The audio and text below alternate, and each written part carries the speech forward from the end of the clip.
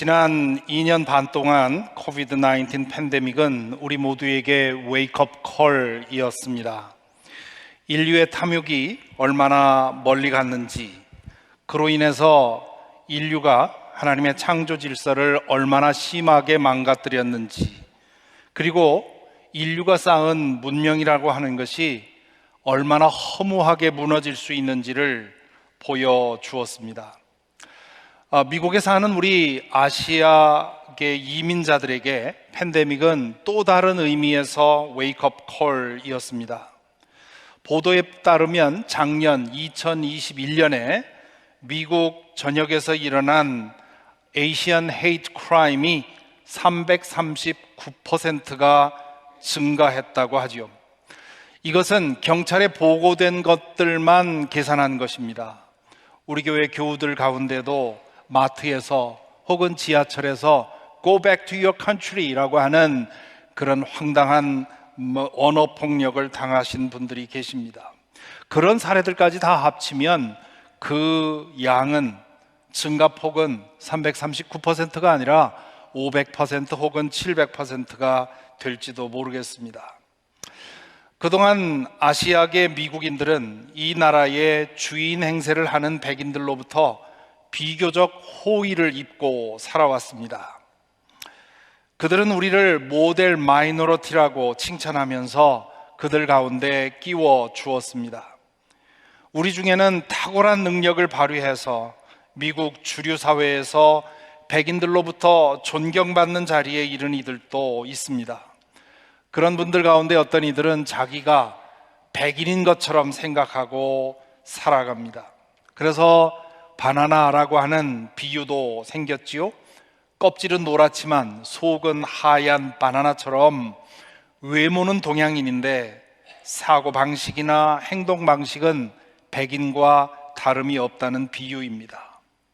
그런데 이번 팬데믹 기간 동안에 이 땅의 주인으로 자처하는 백인들이 아시아계 이민자들을 어떻게 생각하고 있는지를 여실히 보여주었습니다. 물론 백인들이 다 그런 것은 아닙니다. 그들 중에는 속속들이 선량한 분들이 있습니다. 우리 CUMC의 담임 목사인 윌리엄 몽고메리 목사님은 지금 6년째 지내는데 저 사람이 내 피부 색깔이 보일까라는 생각이 들 만큼 그런 분들이 있습니다. 그러나 그런 사람들은 소수이고요. 그들조차도 마음 깊은 곳에서는 인종에 대한 차별의식을 벗어나지 못하고 있는지 모릅니다. 결국 우리는 이 땅에서 어쩔 수 없는 이방인으로 살고 있다는 사실을 이번 팬데믹 기간 동안에 뼈아프게 확인한 것입니다. 저는 오늘 지난주에 이어서 롯의 이야기를 한 번 더 읽었습니다. 지금 우리가 이 땅에서 겪고 있는 일이 이 롯의 이야기와 겹쳐 보이기 때문입니다. 지난주에 본 것처럼 롯은 결핍감과 불안감과 두려움을 가지고 자랐고 그것으로 인해서 계속해서 잘못된 선택을 했습니다. 그 중에 하나가 삼촌 아브라함의 제안을 받고는 요단강 가에 있는 평지를 택한 것이지요. 그는 그곳에서 여러 곳을 이사하면서 점점 소돔성을 향해 다가갑니다. 롯이 궁극적으로 가고 싶었던 곳은 소돔성이었습니다. 그 성의 풍요와 번영을 맛보고 싶었던 것이지요. 성경에는 롯이 소돔에 정착하는 이야기에 대한 묘사가 없습니다. 하지만 그 과정이 매우 어려웠을 것이라는 것은 짐작하고도 남습니다. 소돔성 주민들은 낯선 사람들에 대해서 매우 배타적이었기 때문입니다. 흔히들 소돔과 고모라 하면 누구든지 떠올리는 생각은 동성애입니다. 소돔과 고모라가 동성애로 인해서 심판받았다고 생각하기 때문입니다. 그래서 영어 단어 소돔이는 동성애를, 특히 남성과 남성의 동성애를 가리키는 말로 사용이 되지요. 사드 후작이 담긴 엽기 소설 제목도 소돔 120일입니다. 이건 친구 6명이 섬 하나를 사가지고 그 안에서 120일 동안 즐기는 온갖 변태적인 그런 쾌락의 이야기입니다. 웬만한 도덕의식을 가진 사람은 이 소설을 읽지 못한다고 합니다. 그 폐악과 폐덕이 너무도 지독하기 때문에 읽는 중에 구역질을 느껴서 포기하게 된다는 거지요. 소돔에 대한 이런 고정관념은 오늘 읽은 창세기 19장 때문입니다. 낯선 남자 둘이 롯의 집에 하룻밤을 묵게 되자 소돔성의 남성들이 어른 아이 할 것 없이 그 집에 찾아와서 그 남자들을 내어달라고 요구하지요. 5절에 보면 우리가 그 남자들과 상관 좀 해야 하겠소 라고 했는데 NIV 성경 보면 so that we may have sex with them 그렇게 아주 클리어하게 번역을 했습니다. 집단으로 성폭행을 하겠으니 그 손님들을 내어달라는 요구였습니다. 이 구절 때문에 소돔성은 동성애의 대명사가 되었죠. 우리가 성경을 읽을 때는 어느 한 구절만 집중해서는 안 됩니다. 전체적으로 보아야 되는데요, 성경의 다른 곳에 이 소돔과 고모라에 대한 언급이 자주 나옵니다. 그중 한 말씀만 보면 요즘 우리가 읽고 있는 에스겔서에 사마리아와 예루살렘의 죄를 책망하면서 소돔과 고모라에 대해서 언급을 합니다. 이렇게 돼 있죠. 나 주 하나님의 말이다. 내가 나의 삶을 두고 맹세한다. 내 동생 소돔 곧 그와 그 딸들은 너와 내 딸들처럼 행동하지는 않았다. 유다가, 예루살렘과 사마리아가 소돔보다 더 죄가 심했다는 뜻입니다. 그러면서 뭐라고 합니까? 내 동생 소돔의 죄악은 이러하다. 소돔과 그 딸들은 교만하였다. 또 양식이 많아서 배부르고 한가하여 평안히 살면서도 가난하고 못 사는 사람들의 손을 붙잡아 주지 않았다. 오히려 그들은 교만하였으며 내 눈앞에서 역겨운 일을 하였다. 그러므로 내가 그것을 보고는 그들을 없애버렸다. 여기서 보듯 소돔과 고모라가 심판받은 이유는 편만해진 동성애 때문만은 아닙니다. 역사적으로 보면 어느 사회든 패망기에 이르러서 도덕적으로 해이해지게 되면 동성애 경향이 심해집니다. 그것은 그 사회의 도덕적 타락의 한 증상입니다. 소돔과 고모라도 마찬가지였죠. 그곳에는 온갖 부정과 불의와 압제와 폭력이 들끓고 있었습니다. 그래서 하나님의 사자가 아브라함에게 이렇게 말합니다. 소돔과 고모라에서 들려오는 저 울부짖는 소리가 너무 크다. 그 안에서 사람들이 엄청난 죄를 저지르고 있다. 소돔성에서 울부짖는 그 소리는 동성애를 즐기는 쾌락의 비명이 아니라는 뜻입니다. 사회적 약자들이 불의와 부정과 압제와 폭력 때문에 고통 속에서 외치는 비명입니다. 소돔과 고모라에서 들려오는 저 비명소리라는 말은 우리 구약 성경을 보면 특별히 힘없고 가난하고 무력한 사람들이 불의 가운데서 하나님을 향해 부르짖는 그 부르짖음이 하나님에게 상달된다고 성경은 일관되게 말하고 있습니다.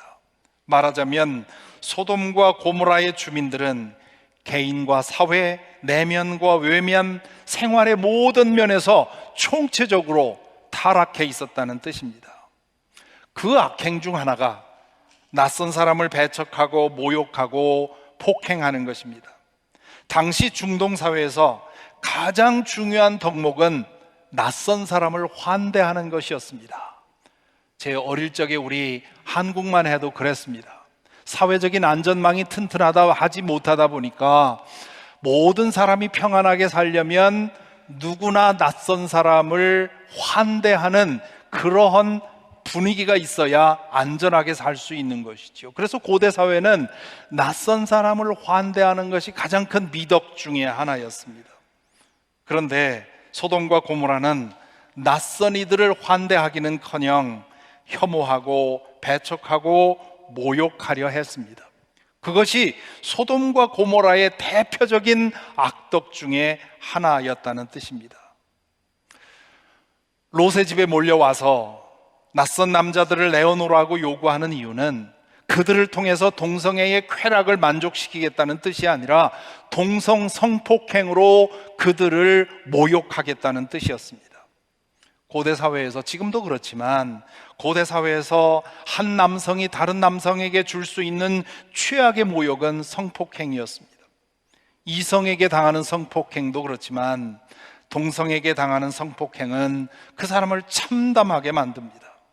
따라서 여기서 우리가 주목할 것은 그들의 동성애 행위가 아니라 낯선 사람들에 대한 그 지독한 혐오와 배척과 폭행입니다. 손님을 내어달라고 하는 아우성치는 사람들에게 롯은 그러지 말라고 만류하면서 자신의 두 딸을 내어줄 테니 마음대로 하고 이 손님들은 그냥 내버려 달라고 제안을 하지요. 이 대목에서 놀라고 당황하지 않을 수 있는 사람은 없을 것입니다.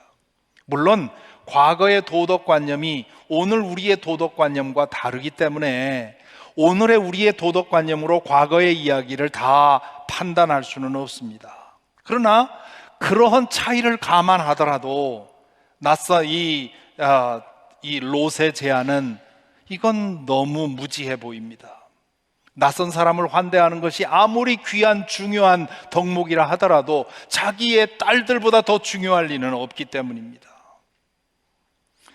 이것이 하도 상식을 뛰어넘는 일이다 보니까 성서학자들은 이 문제에 대해서 나름 이렇게 저렇게 설명을 해왔습니다. 그런데 어떤 설명도 저에게는 설득이 되지 않았습니다. 그러던 중에 이승우 작가의 사랑이 한 일이라고 하는 단편집을 읽으면서 그 답을 찾았습니다. 이 이승우 작가는 한국에 지금 현재 글을 쓰고 있는 작가들 중에 기독교 사상을 작품 안에 녹여내는 데 있어서 아주 훌륭한, 매우 영적 깊이가 깊은 그런 훌륭한 작가 중에 하나입니다. 이 단편집은 창세기에 나오는 몇 개의 이야기들을 그의 문학적 상상력으로 다시 쓰는 이 성서 이야기를 리텔링 한 것인데요, 롯의 이 19장 이야기도 그 이야기 중에 하나입니다. 이승우 작가는 누가 들어도 말도 안 되는 이 제안을 통해서 롯은 정말 딸들을 내어주려고 한 것이 아니라 흥분한 소돔성 주민들에게 그들이 얼마나 악한 일을 행하고 있는지를 그런 말도 안 되는 제안을 통해서 충격적으로 깨닫게 해주려고, 그리고 자신이 지금 이 손님들을 얼마나 귀중하게 여기고 있는지 좀 내 마음을 알아달라고 하는 뜻으로 이렇게 제안했다고 말을 합니다. 롯은 당시에 소돔성의 지도자의 반열에 있었으니 그 정도의 진심을 보여주면 물러나리라고 생각을 했다는 거지요. 이 대목을 읽으면서 저는 그렇겠지 공감이 되었습니다. 때로 문학가들의 통찰은 신학자들의 분석보다 훨씬 더 깊고 정확하게 보는 것 같습니다. 자, 이런 정황을 생각하면 롯이 소돔성에 들어가서 정착하는 과정이 얼마나 힘겨웠을지 능히 짐작할 수 있습니다. 13장 12절에 보면 평야지대에서 몇 번 이사한 후에 롯은 마침내 소돔 가까이에 이르러서 자리를 잡았다라고 되어 있습니다. 소돔 가까운 곳에다가 집을 마련해 놓고는 이런저런 이유로 소돔성을 드나들면서 소돔으로 이사해 들어갈 찬스를 찾은 것이지요. 그리고는 상황이 충분히 무르익었다 싶었을 때 소돔성으로 이주를 합니다. 이방인으로서 롯은 소돔성 안에서 자리를 잡고 주민들로부터 인정받는데 상당한 시간이 걸렸을 것입니다. 미국의 이 인종차별에 대한 그런 의식이 많이 깨이지 않았을 때 50년대, 60년대 이 땅에 이민 오신 우리 선배들이 겪은 그런 일들을 롯도 겪었을 것입니다. 그러다가 중요한 전환의 사건이 일어나지요. 소돔성이 전쟁에 휘말린 것입니다. 이 전쟁에서 소돔이 패해서 그래서 롯과 그 소돔의 주민들이 포로로 잡혀가게 됩니다. 이 소식을 듣고 아브라함이 롯을 구하기 위해서 사병을 데리고 가서 그들을 구해내지요. 소돔 왕은 아브라함에게 주민들은 남겨놓고 빼앗아 온 재산은 가져도 된다고 얘기를 합니다. 그러자 아브라함은 내가 당신 덕에 부자 되었다는 소리 듣고 싶지 않소. 그러면서 손을 털고 빈손으로 아주 쿨하게 돌아갑니다. 이 일로 인해서 롯은 소돔에서 일약 스타가 되었겠지요. 소돔성 주민들은 그를 지도자로 추켜 세웠던 겁니다. 오늘 본문 1절에 보면 롯이 소돔의 어귀에 앉아 있었다라고 되어 있습니다. 소돔 주민들 사이에서 일어난 분쟁과 송사를 판정해 주기 위해서 판사로서 그 자리에 있었다는 말입니다. 역사학자들은 고대의 성입구는 마치 그 시청과 같은 역할을 했다고 하지요. 그래서 그곳에 그 성의 원로들이 앉아서 사람들이 송사의 문제를 가져오면 판정해 주곤 했다는 것이지요. 지금 롯이 소돔성의 재판관이 된 것입니다. 그는 삼촌과 헤어질 때 마음에 품었던 그 소원, 소돔성에 들어가서 그 풍요와 번영을 누리고 싶었던 그 소원을 이룬 것입니다. 거기에 대해서 롯은 은근히 자부심도 느꼈을 것입니다. 그런데 소돔의 주민들은 그를 아직도 그들 가운데 한 사람으로 받아들이지 않았다는 사실이 여기서 드러납니다. 평안할 때 숨겨놓았던 부정적인 감정을 위기가 닥쳐오자 그대로 드러낸 것입니다. 롯이 그 사람들에게 여보게들 제발 이러지 말게, 이건 악한 짓일세라고 말하면서 그들의 요구를 거절하자 소돔 사람들이 롯에게 이렇게 말하지요. 이 사람이 자기도 나그네 살이 하는 주제에 우리에게 재판관 행세를 하려고 하는구나. 어디 그들보다 당신이 먼저 혼 좀 나보시오. 이렇게 말하지요. 바로 몇 시간 전까지만 해도 자기를 보면 굽신굽신하면서 자신을 높여주던 사람들이 자신을 나그네 살이나 하는 주제라고 말하고 있는 겁니다. 게다가 낯선 사람들 대신에 롯을 끌어내서 그에게 성폭행을 통해서 모욕을 주려 한 것입니다. 이 일로 롯은 큰 충격을 받았을 것입니다. 롯은 풍요와 번영에 매료되어서 소돔성을 찾았고 그곳에서 뿌리 내리기 위해 소돔 사람처럼 되려고 했습니다. 그 노력에 하나님께서 복을 주셔서 지도자의 반열까지 올라갔지요. 잘했다가 싶었는데, 이젠 됐다 싶었는데 이토록 참담한 결과에 이른 것입니다. 역사에 가정은 없다 그런 말 하지요. 만일 롯이 소돔성의 죄악상에 대해서 마음 아파하면서 그 문제를 해결하기 위해 노력했다면 결과가 어떻게 되었을까요? 물론 소돔성처럼 모든 사람들이 죄악에 물들어 있는 상황에서는 자신의 믿음과 신념을 지키는 것만도 쉬운 일이 아닙니다.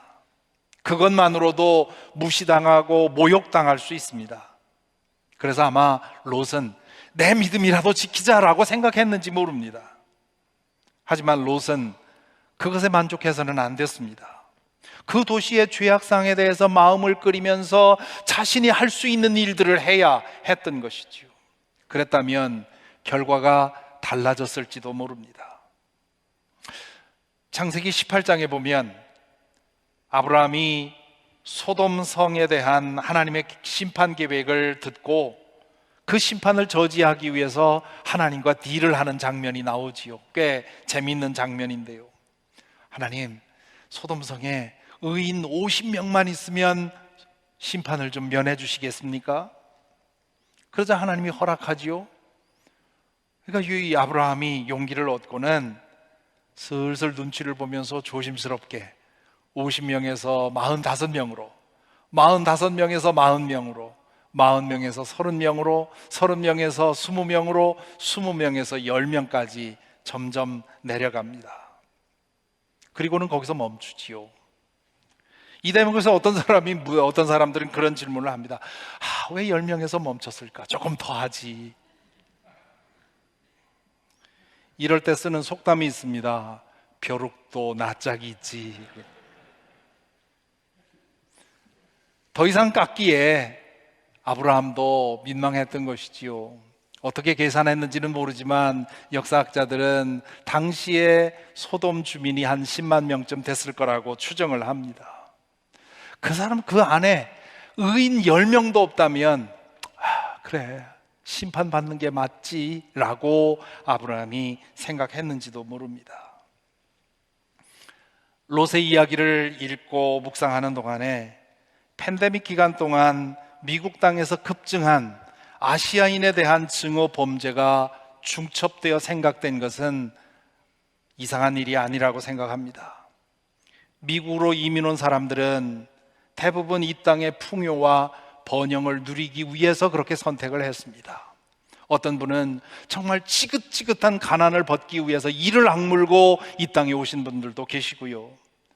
꼭 그런 것은 아니었지만 어찌어찌 하다 보니까 미국에 영주할 기회가 생기고 미국에 사는 것이 유리할 거라고 생각을 해서 그렇게 선택한 분도 계실 것입니다. 동기는 다르겠지만 그러나 결과에 있어서는 크게 다르지 않습니다. 우리 아시아계 이민자들 중에는 동양 문화에서 물려받은 근면과 겸손과 친절의 DNA 덕택에 이 땅에서 무리 없이 정착하고 성공한 사람들이 많습니다. 이것은 롯이 이방인으로서 소돔성에 정착한 성공 스토리와 유사합니다. 낯선 사람들에 대한 혐오와 차별과 박해로 인해서 웬만한 사람들은 소돔에 정착할 수 없었습니다. 하지만 롯은 그 어려운 일을 해내지요. 그리고 지도자급의 반열에 오릅니다. 그것으로 그는 소돔 주민으로서 정착했다고 안심했을 것입니다. 하지만 소돔 사람들은 롯을 자신들에게 유익한 한계에서만 받아들였고 불리하면 언제든지 그를 혐오하고 배척하고 폭행을 가할 준비가 되어 있었습니다. 마찬가지로 우리 아시아계 이민자들도 이번 팬데믹을 지나면서 이 땅의 주인으로 자처하는 사람들이 우리를 어떻게 여기고 있는지를 자각하게 되었습니다. 그들이 우리를 모델 마이너리티라고 칭찬하면서 환영했던 이유는 우리가 그들에게 유익하거나 혹은 적어도 해롭지 않다는 생각 때문이었습니다. 그러다가 이 코로나로 인해서 동양 사람들이 우리에게 해롭다는 생각이 들자 숨겨두었던 감정을 드러낸 것이지요. 그것이 백인 우월주의 시위와 폭력을 통해서 집단적으로 드러나게 되었고 또 Asian hate crime을 통해서 here and there 개별적으로 일어나게 되었습니다. 롯의 이야기에서 그리고 팬데믹의 경험을 통해 우리는 소수민족으로서 이 땅에 정착하기 위해 자신의 정체성과 문화를 부정하고 백인처럼 되려고 했던 것이 무익하고 심지어는 해롭기도 하다는 사실을 확인하게 되었습니다. 인종적으로 우리가 다르다는 사실은 우리가 어찌해서 바꿀 수 있는 것이 아닙니다. 또한 이 땅에 먼저 이민 온 사람들이 그들의 기득권을 잃지 않을까 낯선 사람들을 항상 경계한다는 사실은 우리의 죄된 본성상 어쩔 수 없는 일입니다. 따라서 이제 우리는 이 생각과 태도를 바꿔야 하겠습니다. 우리의 정체성과 문화적 독특성을 더 소중히 하고 자부심을 가지고 살아가도록 힘써야 합니다. 우리 자신의 정체를 숨기고 나를 당신들의 하나로 여겨주세요라고 간절히 바랄 것이 아니라 여기 내가 있습니다. 나를 있는 그대로 인정해 주십시오. 나도 당신의 다름을 인정하고 더불어 살도록 힘쓰겠습니다 라는 태도를 가져야 할 것입니다. 우리가 우리 자신을 존중하지 않으면 아무도 존중해 주지 않습니다. 우리의 존재가 이 땅의 다양성을 더 빛낼 수 있다고 하는 자신감을 가지고 이 땅을 살아가야 하겠습니다. 이렇게 하려면 우리도 다른 사람들의 다름을 인정하고 존중해 주어야 합니다. 우리 한국 민족은 단일 민족이라고 하는 근거 없는 환상 속에 살아왔기 때문에 나와 다른 것에 대한 포용성이 매우 부족합니다. 그것이 제 안에서도 문득문득 발견이 됩니다. 미국에서 이민자로 살면서도 그 습성을 그대로 안고 삽니다. 다름은 불편하고 또 때로는 두렵습니다. 하지만 나의 다름이 인정받으려면 다른 사람의 다름을 존중해주고 또한 appreciate 해야 합니다. 나의 나됨을 자연스럽게 드러내고 다른 사람의 다름을 존중하고 좋게 여기는 태도가 우리 마음 깊은 속까지 스며들도록 계속해서 우리 자신을 가르쳐야 합니다. 우리 자신만이 아니라 우리 자녀들도 그렇게 자라도록, 그렇게 이 세상에서 살아가도록 지도해야 될 것입니다. 롯의 이야기에서 하나 더 생각할 것이 있습니다. 그가 소돔성의 죄악에 대해서는 별 관심 없고 오직 그 성의 풍요와 번영의 열매만 누리려 했다는 사실입니다. 불행하게도 아시아계 이민자들 중에도 그런 사람들이 적지 않습니다. 미국 사회 안에서 어떤 일이 일어나든 상관하지 않고 자신과 자신의 가족만 잘 살면 된다고, 안전하면 된다고 생각합니다.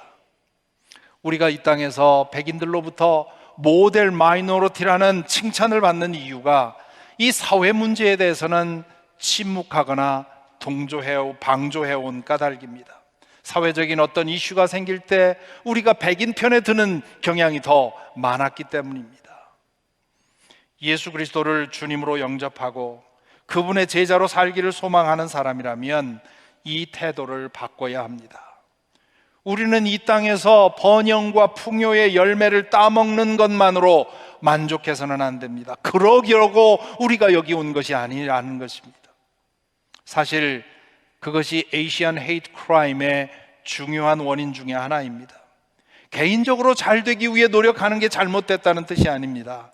그것도 중요하지만 동시에 우리가 사는 이 미국 사회가 더 정의롭고 거룩하고 공정한 세상이 되도록 우리가 할 수 있는 일을 우리에게 주어진 자리에서 힘써 노력해야 합니다. 우리 자신의 믿음을 따라 거룩하고 정직하게 살기 위해 노력할 뿐만 아니라 다른 사람들도 그렇게 되도록 이 사회를 위해 힘써야 합니다. 미국에서 성공해서 부나 명성을 얻은 사람을 가리켜서 아메리칸 드림을 이뤘다 그렇게 칭찬을 하죠. 하지만 1931년에 제임스 아담스가 이 말을 맨 처음 썼을 때 그 뜻은 개인적으로 부자 되고 출세하는 것이 아니었습니다. 우리가 사는 이 미국 사회가 모든 사람들이 인격적으로 존중받고 자신들의 기회를 인정받아서 자신의 능력에 따라 최선을 다하며 살아갈 수 있는 그런 공정하고 정의로운 세상을 만드는 것이 아메리칸 드림이었습니다. 롯의 이야기를 읽으면서 중첩되는 또 하나의 이미지가 있습니다. 하나님을 믿는 사람들은 이 땅에서 이방인이요 나그네라는 사실입니다. 이 이미지는 구약과 신약을 관통해서 흐르고 있습니다. 예수 그리스도를 주님으로 고백하는 사람들은 이 땅에서 살지만 그러나 궁극적인 충성은 하나님 나라에 속한 사람들입니다. 예수님은 그래서 당신의 제자들을 위해서 기도하면서 저들이 나처럼 이 세상에 속하지 않게 해달라고 기도하십니다. 세상 안에 있지만 세상에 속하지 않은 것, 이것이 우리 믿는 사람들의 정체성입니다. 이것이 천국의 나그네들이 살아가는 방식입니다. 그래서 바울 사도는 우리의 시민권은 하늘에 있습니다 라고 말했고요, 베드로 사도는 여러분은 나그네 삶을 사는 동안 두려운 마음으로 살아가십시오 라고 했습니다. 문제는 그렇게 사는 것이 쉽지 않다는 데 있습니다.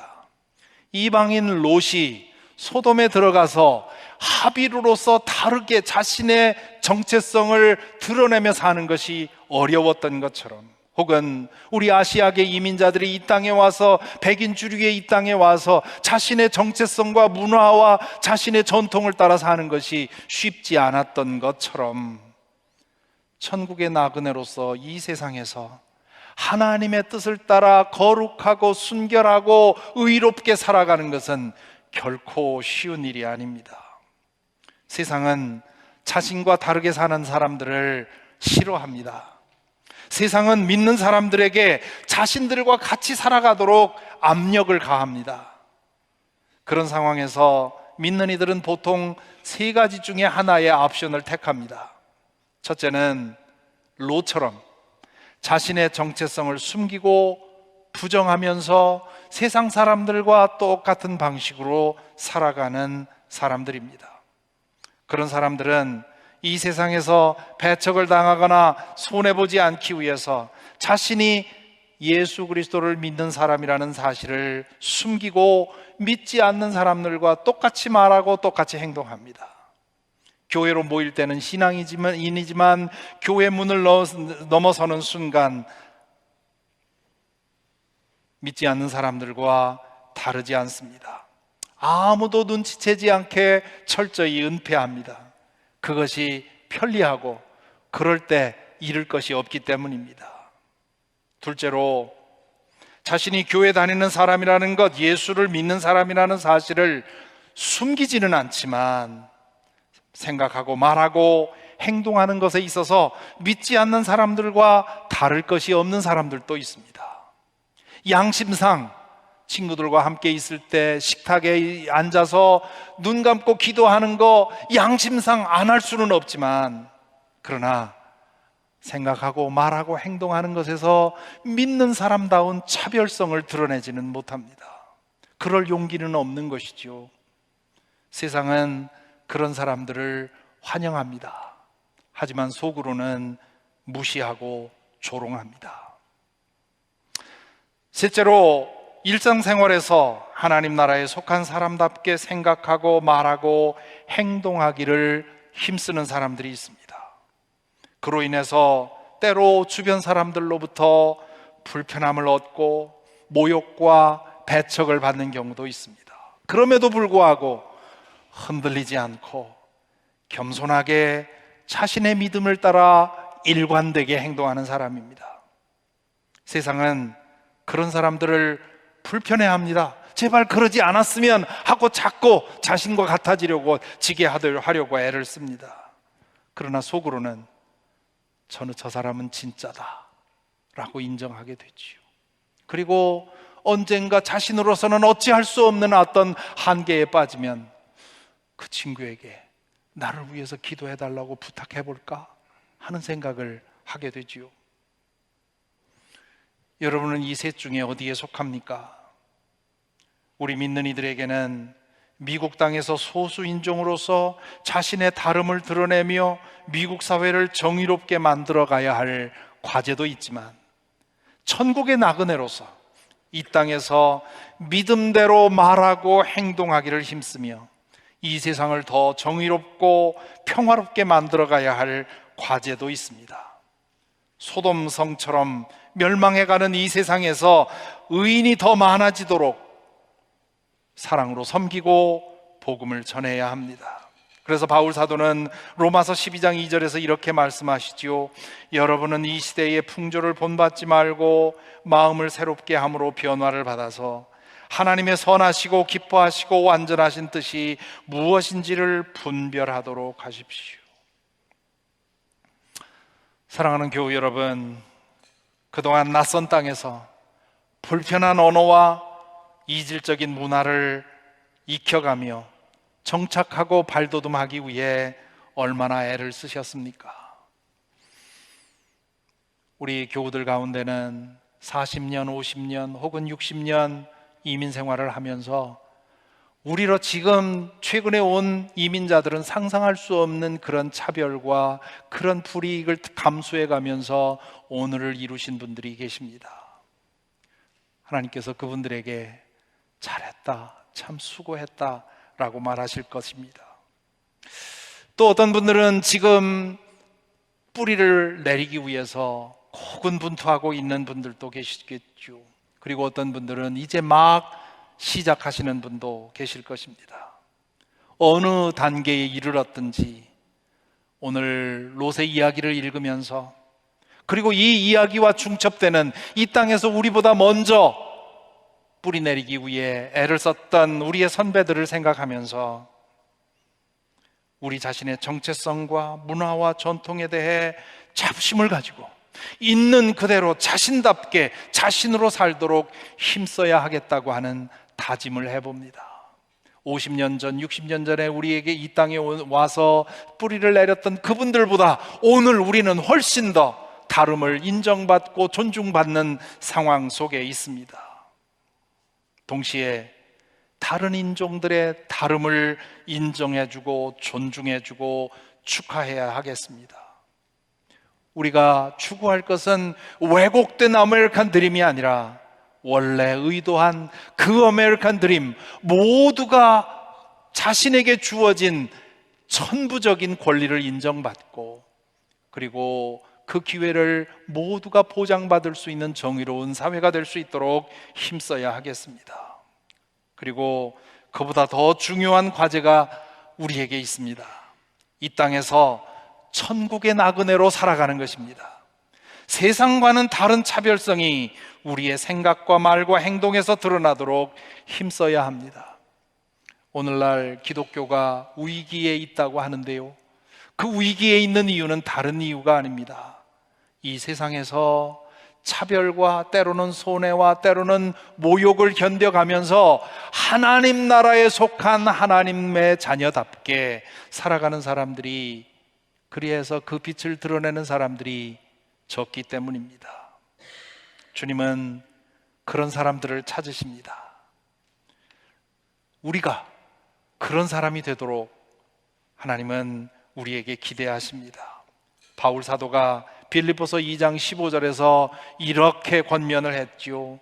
그리하여 여러분은 흠이 없고 순결해져서 구부러지고 뒤틀린 세대 가운데서 하나님의 흠 없는 자녀가 되어야 합니다. 그리하면 여러분은 이 세상에서 별과 같이 빛날 것입니다. 우리 중에 누가 나는 항상 별처럼 반짝반짝 하나님의 영광을 드러내고 있다고 자신할 수 있겠습니까? 그러나 우리 안에 하나님이 정말 살아계시다면, 정말 내가 하나님의 자녀답게, 하나님 나라의 시민답게, 천국의 나그네답게 살아가고 있다면 적어도 하루에 몇 번이라도, 일주일에 몇 번이라도 우리 안에 계신 하나님이 드러나서 반짝하고 그 영원한 생명의 빛을 비추는 그런 순간이 있어야 되지 않겠습니까? 늘 빛을 내는 별은 아닐지라도 밤하늘에 가끔 깜빡하며 자신의 존재를 드러내는 그런 별처럼 우리도 이 세상에 살아가면서 그렇게 하나님의 빛을 드러내는 저와 여러분이 되기를 간절히 기원합니다. 기도하겠습니다.